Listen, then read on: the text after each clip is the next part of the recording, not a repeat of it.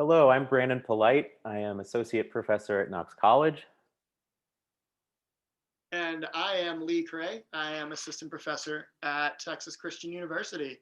And we are going to talk about the metaphysics of bands. Okay, so first scenario. Let's imagine something that I think is pretty standard, at least, among bands that are starting out, right? Or bands maybe who don't make it big, where you have a band that, let's say there's three people in this band. By day, they're a jazz ensemble, they're a jazz trio, but by night, they're a hardcore punk band, Mhm. right? So we have this punk band, this jazz band, same lineups, right? Their lineup is identical. They have exactly the same three members. Do we have one band that sometimes plays punk, sometimes plays jazz, or do we have two distinct bands that happen to share the same members? Yeah, that's a good question. I'm startled. I hadn't realized we were going to be talking about music bands. I was prepared to talk about rubber bands. So you're catching me a little bit unprepared, but I'll see what I can do. I think we need to say a little bit more about the case, right? So we've got three folks who are a hardcore punk band by day, and by night, a jazz band. That's how we've described the case so far. Cool. I think there's a version of that, a thickening of that description where they're the same band, and there's a thickening of that description where they're different bands. And I think it comes down to what it is to be a band synchronically at one time and what it is to be a band diachronically over time. And I think there's three conditions for that, right? At least three, but these are the three that I'll put forward. I think for a given ensemble to be the same band as another ensemble, or a given lineup to be the same band as another lineup, there's got to be an intention, right?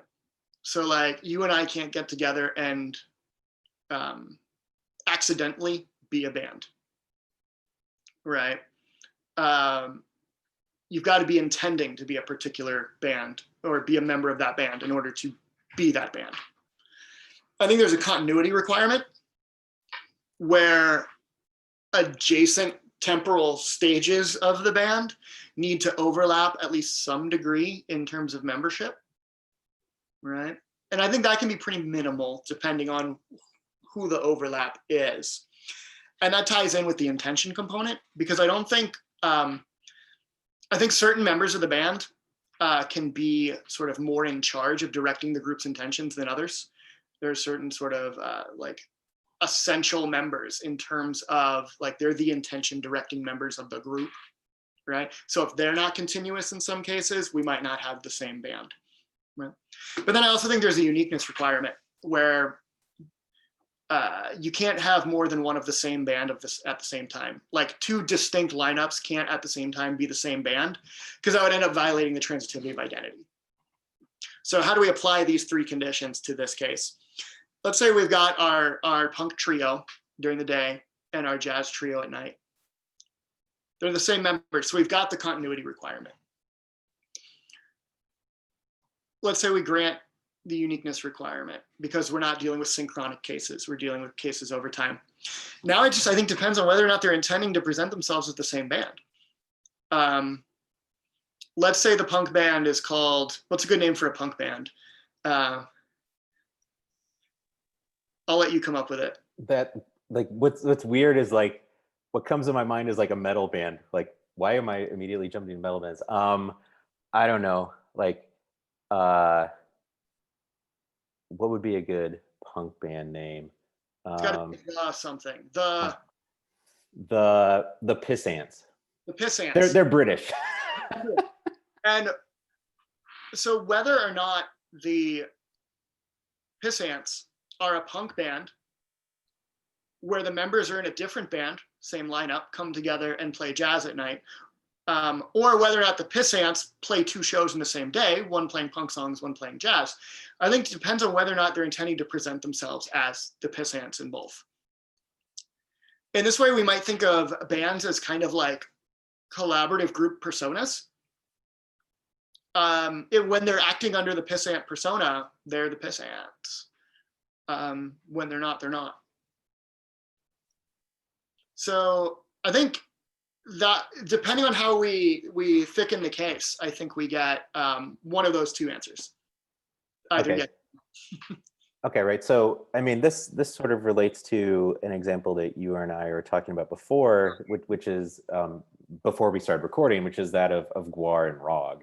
Yeah. Right? So you want to talk about that a bit? Because I mean, that certainly is drives home the case about personas. Yeah. So GWAR, there's a band intimately connected to GWAR but distinct from GWAR called RAWG, which is, in case you can't tell from the pronunciations, GWAR spelled backwards. It consists of the members of GWAR at a time, and they play GWAR songs. So RAWG is a GWAR cover band consisting of the members of GWAR.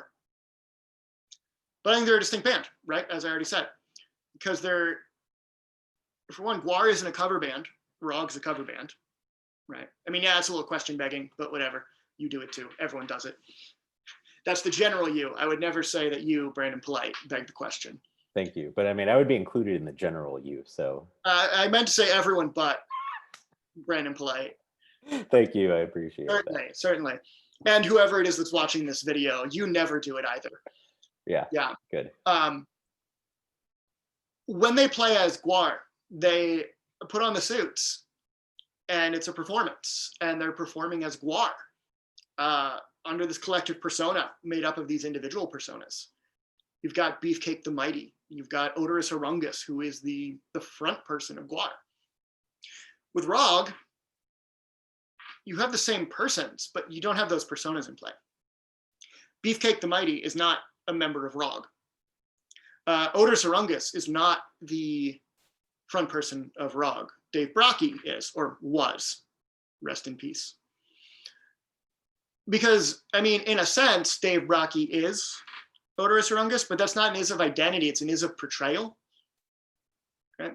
So I think what we've got there, we've got two distinct bands with the same lineup, right? And it might be the case that, I mean, just tweak the case a little bit.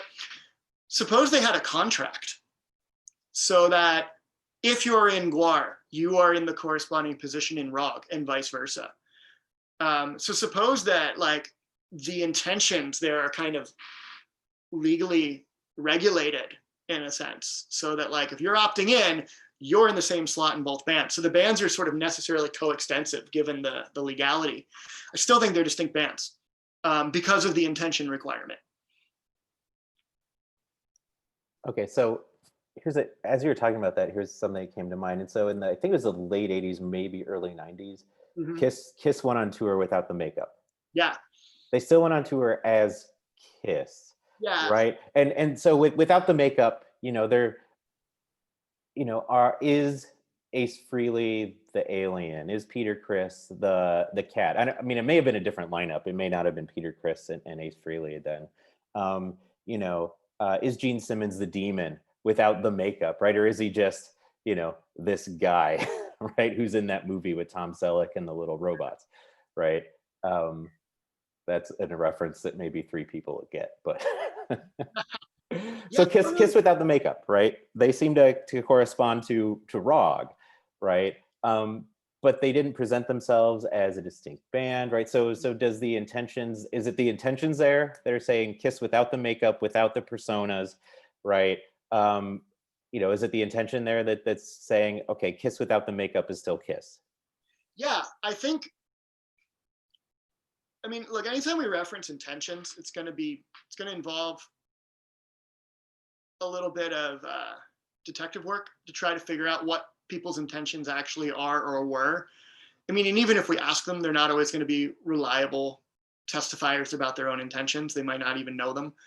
But we can extrapolate people's intentions or best guesses at them looking at sort of how they're presenting themselves, what actions they take. And I think given that they're still touring in that capacity as Kiss, and they're not presenting themselves as a Kiss cover band or tribute band, they're still intending to be Kiss. And now I wonder whether or not, so I mentioned that Dave Brockie, the sentence Dave Brockie is Odorous Orungus, I read that as an is of portrayal rather than an is of identity. Gene Simmons is the demon. I read that as an is a predication, where the demon is a description. Now, I don't know for sure if that's the case. I'm not as much into KISS studies as I am GWAR studies. So it might be that the demon is a name. But if it's just a title or a description, then we could take it to have been Gene Simmons. Like, Gene Simmons has always been portraying Gene Simmons, just in the role of the demon, or you know, in under a demonic description. But it doesn't mean he was necessarily portraying a character like Brocky was. Yeah, that seems right. Yeah. Cool. So let's get back to our trio, right? Yeah. Our punk trio by day, our jazz trio by night. And Mhm. so, in your view, they're two distinct bands because there are two distinct intentionalities with respect to how they're presenting themselves, right? When they're a punk band, they're the Piss Ants. When they're a jazz trio, they're a different band. Well, real quick, I don't think just the difference in musical style is sufficient for getting that. Yeah. Because look at bands like Ween, you know, like these sort of stylistic chameleons, or bands that just sort of radically, like, I don't think we should put bands in genres other than to say that they characteristically play a certain kind. I think it's the music they write that's in a genre. So, like, you know, if they're intending to be the same band at both gigs, in one, it's just a band playing punk songs that we might out of convenience call a punk band. And later it's a band playing, you know, in the jazz style as a jazz trio, but I think it's the same band.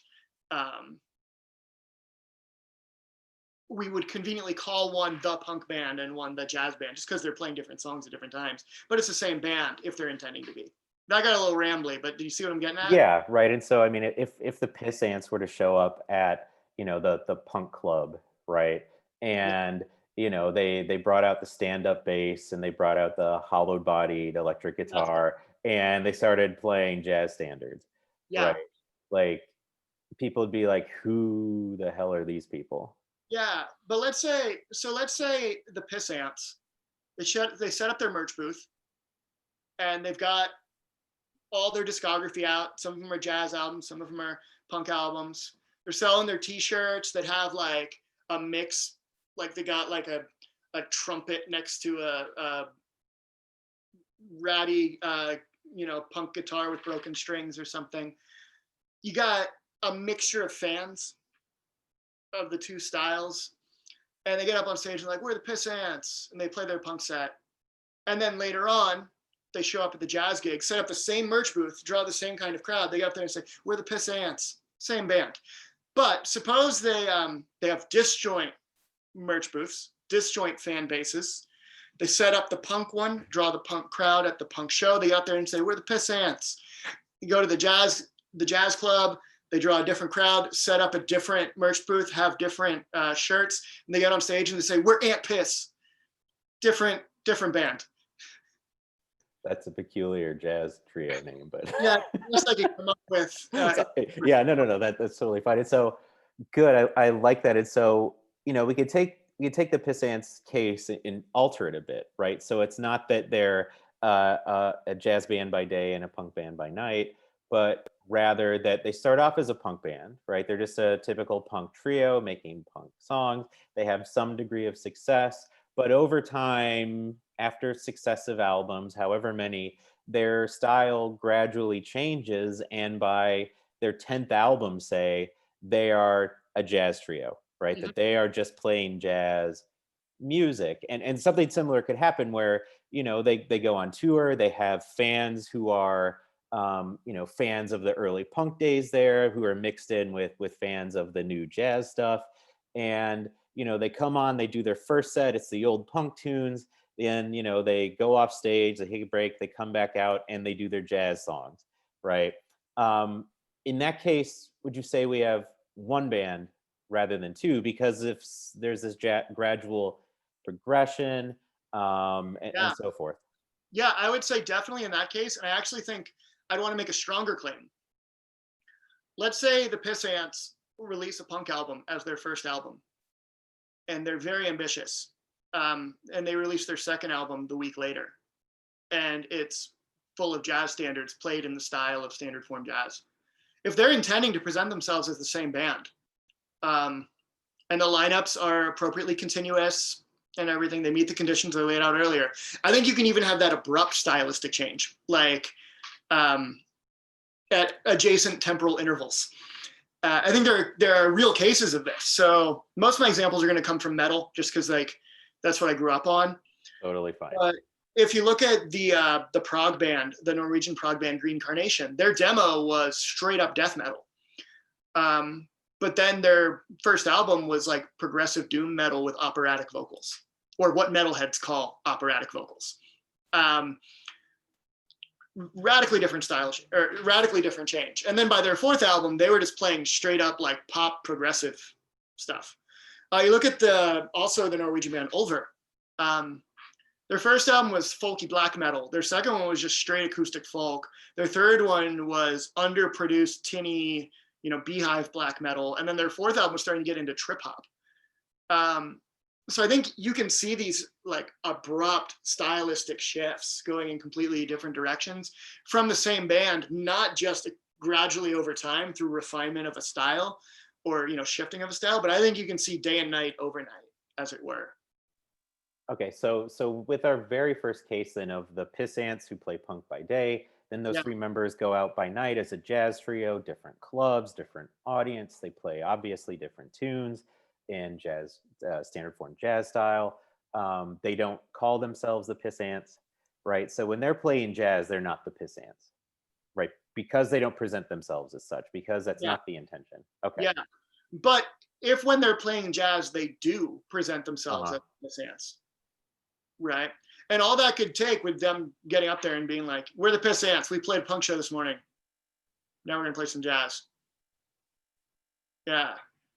Okay, so I think the way to think of bands is not in terms of what music style they play at any given time. Yeah. I think it's thinking about continuity of lineups and intentions of members, like collective intentions of members, and what they're intending to present themselves as. So for example, I can start a one-person band, right? I can start indefinitely many one-person bands that all play the same or different styles. Take your pick in the example.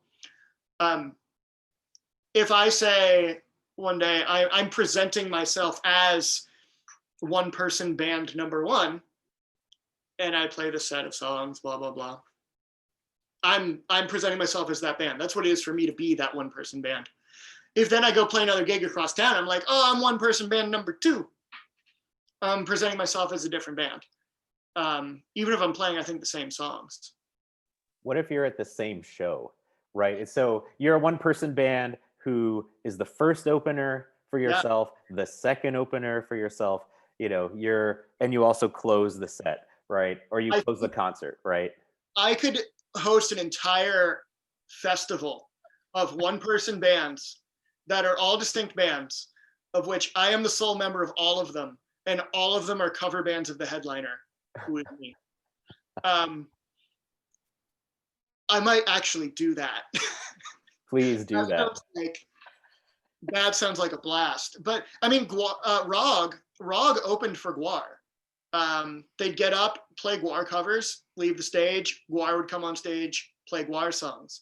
And I don't think audiences there can truly say they saw the same band play twice. I think they can say they saw a cover band and a band that had the same members, even on the same night, half an hour apart. Okay, cool. So on the question of intention, just quickly. Yeah. So Dio era Black Sabbath. Yeah. Right. You have the classic lineup there, right? Of Dio, Iommi, Butler, and Ward. Right. Ward only on Mob Rules. Yes, only on Mob Rules. So when they toured as Heaven and Hell, it was those four, right? Yeah. It wasn't Vinny Appice on drums. It was. No, it was. Oh, it was? Okay. If I remember correctly, Bill Ward wasn't in it. They reunited the lineup from the album Heaven and Hell. Okay, that's right. And then they toured under that name. Yeah. Whereas Heaven and Hell was released by Black Sabbath, right? Okay. Yeah. Um, You have the Black Sabbath album Heaven and Hell, yes. and then you have the band Heaven and Hell touring later Yeah. and releasing albums under that name. So in your view, the Black Sabbath that released Heaven and Hell is the same Black Sabbath that released Paranoid, just with a different lineup, right? Yeah, so this is going to sound like it contradicted some of what I already said, but I think what matters is the sort of collective persona that's intended to be portrayed by the band. And there are certain signals for that, like merch, what songs they consider covers and what songs they consider originals, the name they're going under. But I don't think any of those are necessary or sufficient. I just think they're evidence for the proper kind of intention and presentation. When we look at the Black Sabbath case, that lineup, Vinny, Geezer, Tony, Ronnie, they recorded Heaven and Hell. They were the same band that recorded Mob Rules, which was the same band that recorded Never Say Die all the way back to Black Sabbath and the Earth demo. Jump forward a couple decades, we get the band touring. They're playing largely Black Sabbath songs. They're playing entirely Black Sabbath songs, and they're not presenting themselves as covers. They only toured under the name Heaven and Hell for legal reasons. Had they their druthers, they would have been touring under the name Black Sabbath. But the Osbournes precluded them from that through litigation. And by the Osbournes, I don't think Ozzy did. Sharon, yeah. Yeah, so they were using the iconography, the imagery of Black Sabbath. They referred to themselves as getting the band back together in interviews. So I think all the signs are there that the only thing that's differentiating that band potentially from Black Sabbath is the name Heaven and Hell. But